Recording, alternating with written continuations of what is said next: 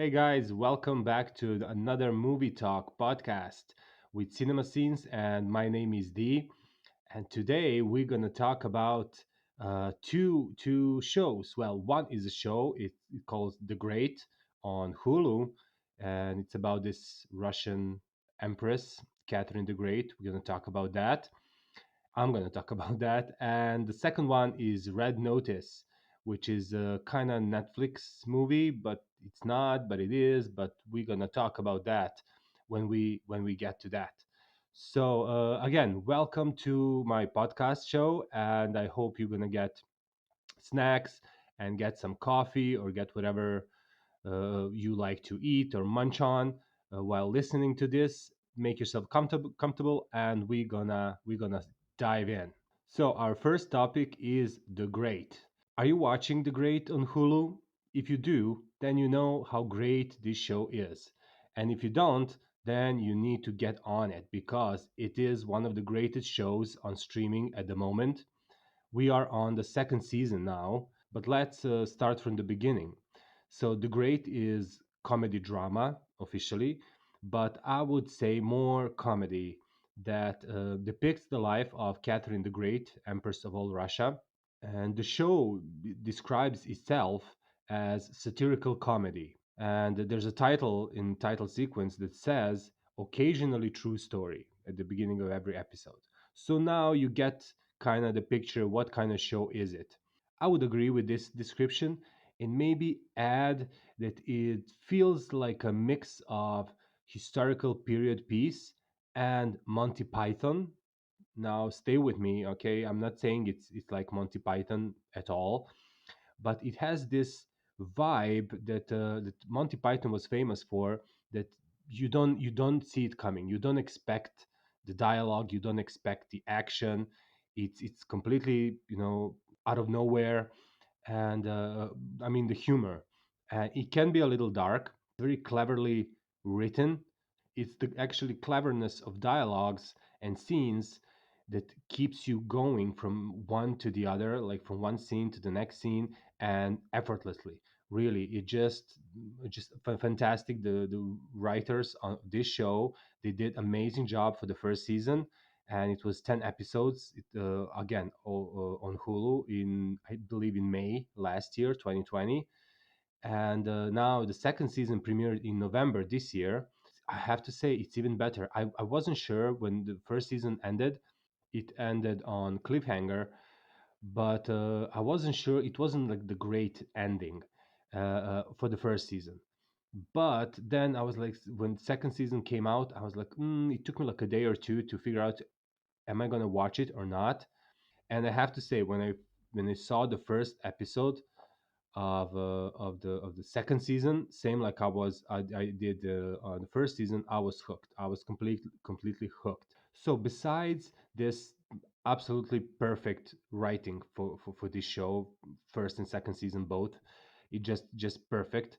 The casting is also fantastic, and the acting and the production, everything is just great.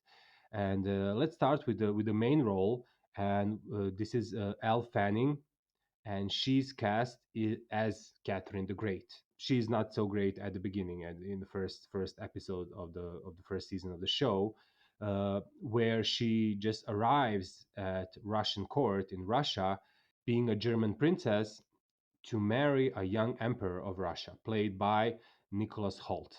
So Nicholas Hoult is, again, a brilliant young actor. I loved him in every role. He's absolutely glowing and bursting with energy in every role he plays. From Mad Max Fury Road. Um, do you remember him from that? I mean, yeah, he was that crazy one, and he was so brilliant there. To X-Men, where he plays the Beast in the new generation, when they were younger, and which, again, even though it's the opposite role of Mad Max Fury Road, here in X-Men he's more like a nerdy type professor type of a guy, but again, fantastic. And yet again, here in The Great, his acting is through the roof, how good he is.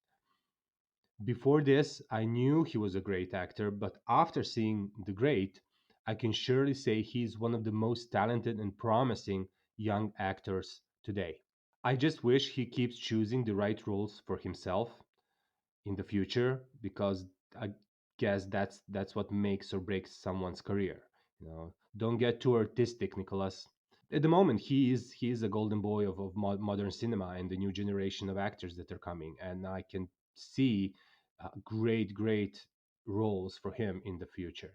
Just love him, love him. Al Fanning, as again the great, the Catherine the Great, was the biggest discovery for me in this show. Oh my God. I did not see that coming. I did not expect much from her.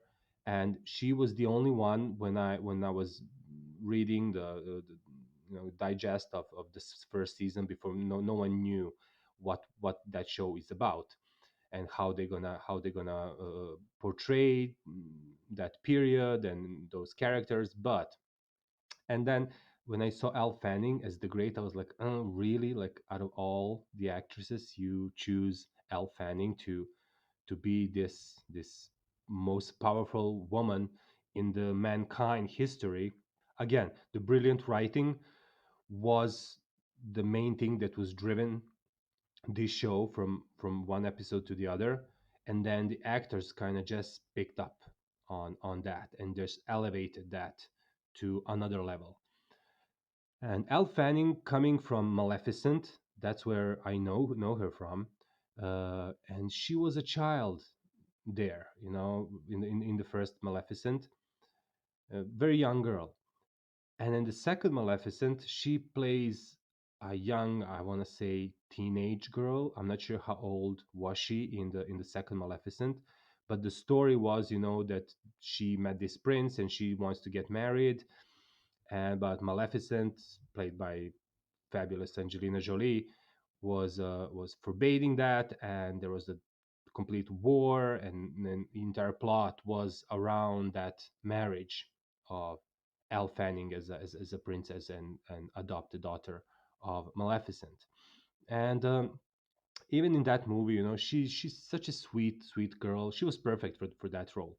Although I think she was too young for that second part where she's supposed to get married to the prince. I think I was like, that kind of too young. Okay, but okay, I went with it.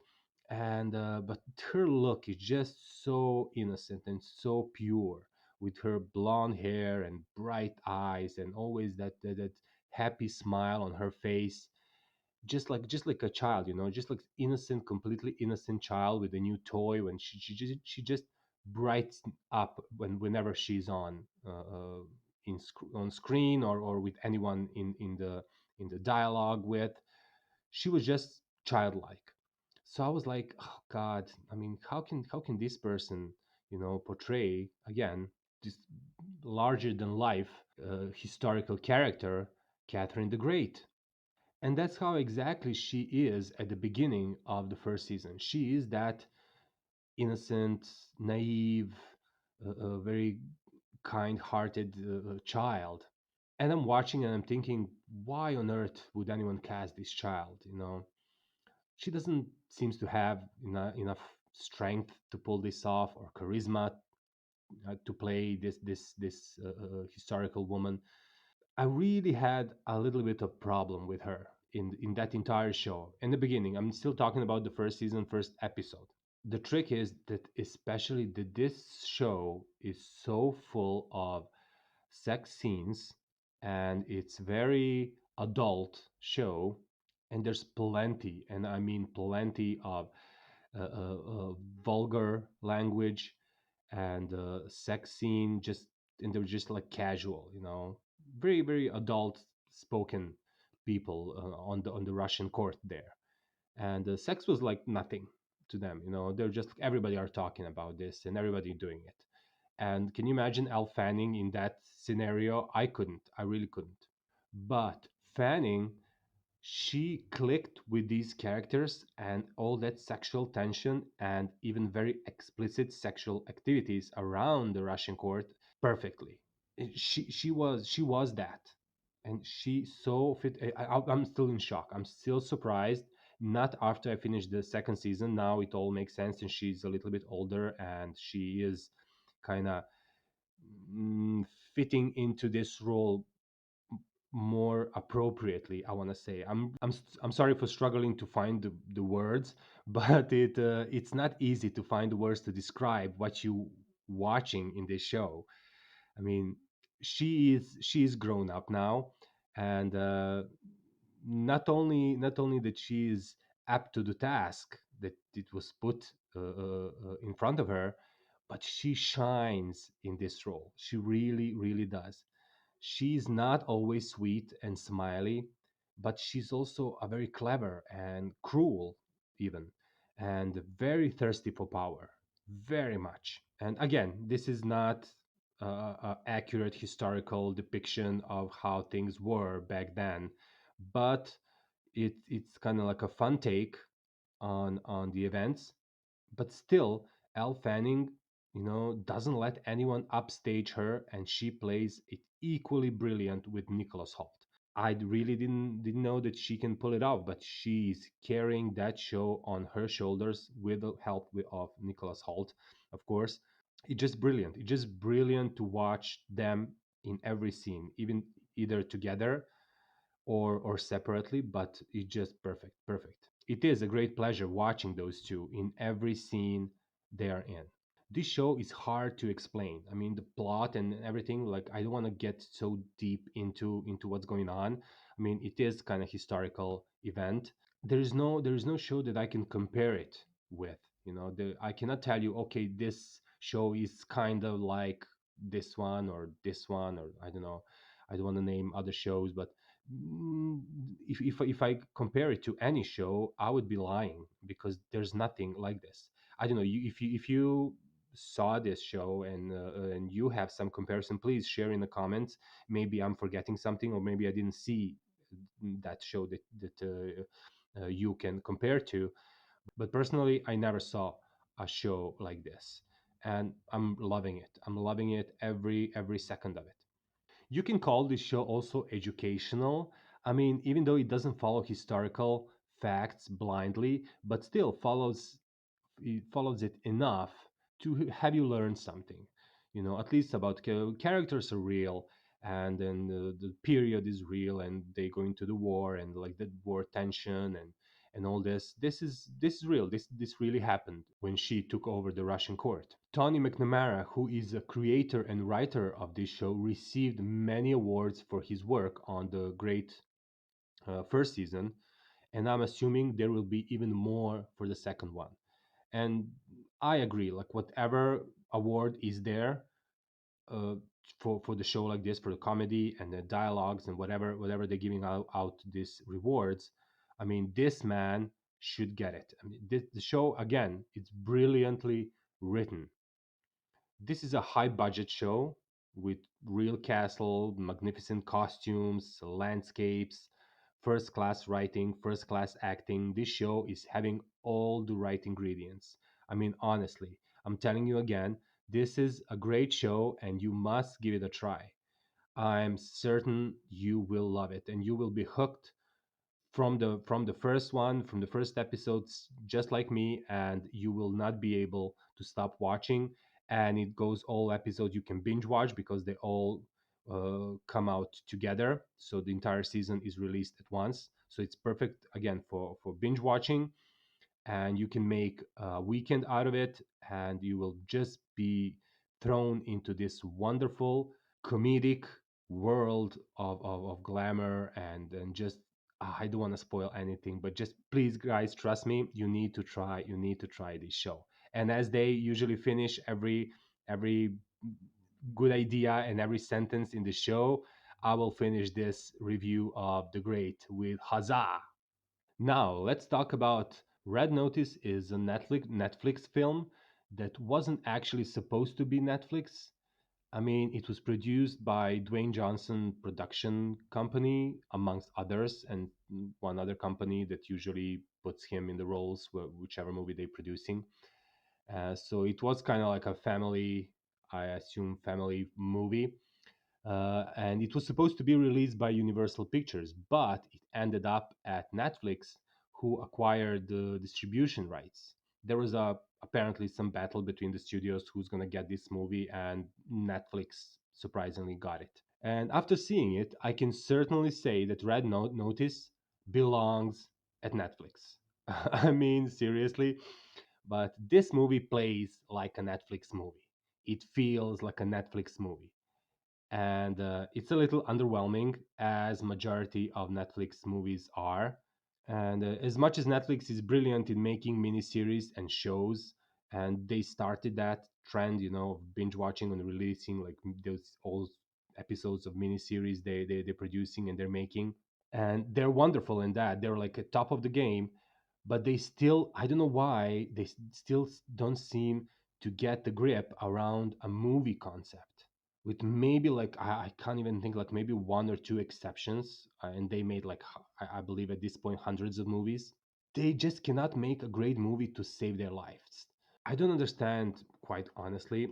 I mean, they get huge budget, great actors, established movie directors, movie stars.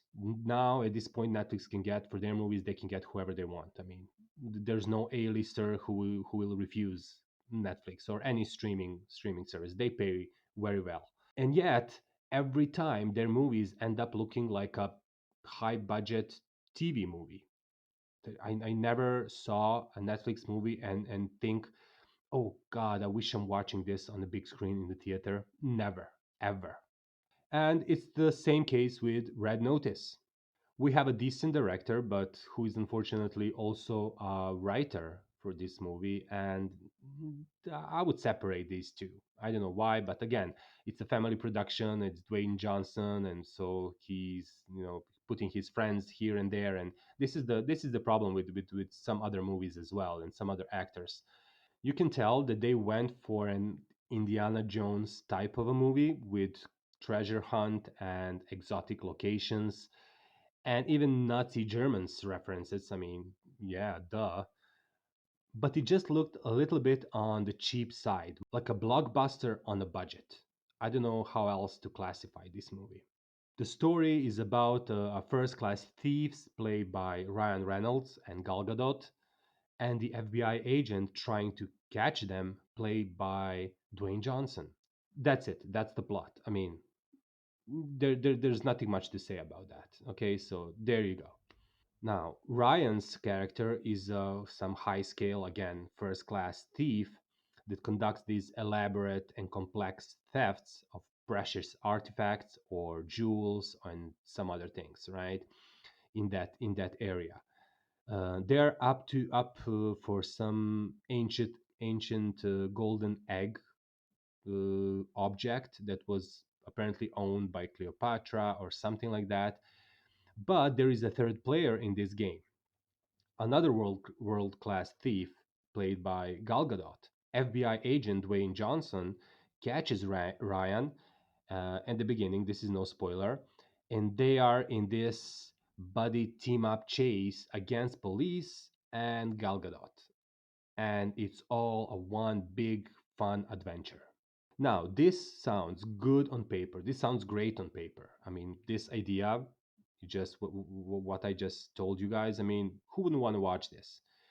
And I'm sure this is how they got people and studios to support this movie. With this script and this story. Maybe there wasn't even a script. Maybe there was just like verbal story. Like a pitch. But even though it's a fun movie to watch, and I honestly do recommend it. If you didn't see it, it will not be a waste of time to check it out. I mean, you will have a fun time in watching this movie. They invested quite a lot in entertaining you. But as a big fan of Ryan Reynolds and Dwayne Johnson, I feel that this movie could have been so much better than it actually is if there was a few changes, if they let somebody from the outside look at the script and look at this casting and look at a little bit from the more, again, objective point of view. And this movie could really be one of the greats in this genre, at least. These thieves, adventure, stealing, and this sort of stuff. The script is not at its best. I think the script is mainly the problem with this movie. Most of the people did their job good. I want to say some even great. It has potential, and in right hands, it could be great. But I feel this movie project was an easy money grab for all parties involved. Reynolds and Johnson and Gal Gadot are one of the hottest tickets in Hollywood right now. They really are. And they are in such a rush to, that's how I feel, they are in such a rush to accumulate as much money as possible, as the fame is never long lived. Netflix and the production companies got what they paid for. And what they paid for was not the script. It was these three mega giga superstars to play together in one movie. I mean, to be honest, this is what this movie is about, you know? Even the poster for this movie just have three of them. I mean, they have Gal Gadot, Johnson, and Reynolds on the poster. They're looking perfect. They're looking great, stunning, and that's it. Yeah, this poster for Red Notice, this poster looks like a prom picture. It really does. It looks so cheap, except all three of them in it look very expensive. And there's no props, there's no digital something, anything, you know. It's just a regular prom picture with a little bit of, I guess, you know, Photoshop, you know, filters, uh, for them to look even more stunning than they are. And that's it. That's the movie. That's the movie you get. So my take on what poster says is, who gives a shit what this movie is about? You get to see all three of us for the price of one ticket or monthly subscription, whichever you choose. And look how great we look. And I will not deny that. I mean, they really look amazing, and I love watching all three of them. Well, Johnson and Reynolds more, a little bit more than Gal Gadot, but still, she is good, and she can be entertaining when she's given the opportunity, of course, because they are who they are. That's exactly what they brought to the table. Dwayne was an FBI agent, not very convincing, but a good guy. Ryan Reynolds was Ryan Reynolds, and that's all he was. You know, same character from Hitman's Wife Bodyguard or Free Guy or Deadpool. Just a fantastic, handsome, charming guy who is spontaneously hilarious. He improvised a lot by his own admission in interviews. I mean, I've actually heard him saying this, and people are asking him this, and he said that yeah, he's known for this. You know, he improvised in his movies and on his, you know, lines. So, and he does that all the time, and he did that perfectly with Deadpool. That's why Deadpool was so amazing. But even he was surprised that they kept a lot of his jokes, his spontaneous jokes, in the final cut, which, with a script like that, I'm personally not surprised. Gal Gadot is again this tough, strong, ass kicking warrior of a woman who looks like a model, and she's super smart. I wouldn't say this is an experimental role for her or challenging role for her now, is it? It's annoying to know that this movie could be much more fun if they just casted, let's say, Ryan Reynolds as a serious FBI agent, and maybe Dwayne Johnson as a thief, you know, clumsy and then funny. Just give him Ryan's lines, you know, Ryan could write some few lines for him to be funny, and maybe replaced Gal Gadot with Melissa McCarthy. And now that would be a much more interesting movie. At least I think so. What do you guys think? Can you imagine like Melissa McCarthy as like this high level thief, and in combination with Ryan Reynolds and Dwayne Johnson? But Melissa McCarthy is now not as hot as she used to be like a few years ago. Interestingly, Ryan Reynolds and Melissa McCarthy are kind of following the same road of their careers, and they're both are extremely funny as people, personally, and they are successfully transitioning that humor and that spontaneous to the screen. But as McCarthy already felt the backlash from the audience because it's the same character over and over, except for a few projects where she tried dramatic roles and she was excellent in it, Ryan Reynolds is also doing this. And God knows how much I love him, same like I love Melissa McCarthy, and I can't get enough of him. The fact that he's doing this similar thing with his career as Melissa makes me worried, a little bit worried, because it will become old very soon and very fast. And I'm sure he can do so much more. I mean, I remember Ryan Reynolds from before Deadpool and before all this fame. He is not a bad actor. And he can do more stuff than this. I mean, okay, if you want to be funny, funny guy, and he can be funny, let him be funny, a drug dealer or a drug addict or even a cop. Enough with the goofy goody two shoes guy. Just that naive character, that he keeps playing in the Free Guy and this Hitman's Bodyguard and this movie. It's the same character. Really, it's the same character, and I love watching this character. I mean, I can watch Ryan Reynolds all day long, and he entertains me and he makes me laugh like out loud. Deadpool is great, and he should keep this kind of improv and acting for Deadpool because I want to see that over and over again. That's Deadpool. That character that he found should remain with Deadpool. I mean, don't take that character and put it in all the other movies that you're making. I understand that you're that paying you millions and billions, for movies to act like that. But I mean, come on, I'm really worried that people will get sick of it, and then he will not get as much work. Same like Melissa McCarthy. That like I want to see her more. I really do, and I'm afraid that Ryan is gonna expire, and I really don't want that. I love them. I love them all. I love Dwayne Johnson. I love Melissa McCarthy. I love Ryan Reynolds. I just don't don't risk it. That's all I want to say. And overall, Red Notice is worth noticing. Just see it one time and move on. I'm sure there will be some people that will swear by this movie and they will love this movie and maybe watch it over and over and over again. I don't think I will ever see this movie again. I saw it one time. There is a funny twist. There's no spoilers, but there is kind of what they thought it's going to be a funny twist at the end, and it doesn't.